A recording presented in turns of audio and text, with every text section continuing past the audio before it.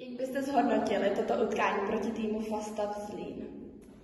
Tak, v první řadě děkuju soupeři za hru.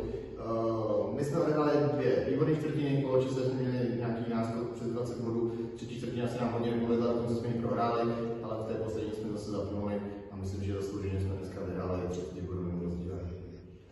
Já si myslím, že jsme všichni hráli hezky a padá nám to lehký koš. Tak já si myslím, že prostě si to zasloužíme a hráli jsme hezky. Dobře, děkujeme. Jak byste zhodnotili toto utkání proti týmu Válečnice Děčín? Hodně jsme bojovali, ale neproměnili jsme hrozně nájezdu a to byla, myslím si, že velká chyba, nebo nebyla to chyba, ale myslím si, že to jsme prohráli. A nevím, že se... No, snažili jsme se to udržet, ale potom už jsme tam utíkali, ale ještě jsme se pak snažili dát hodně košů, ale už to pak jsme prohrávali o hodně, takže už to pak nešlo. Dobře, děkujeme. Děkujeme.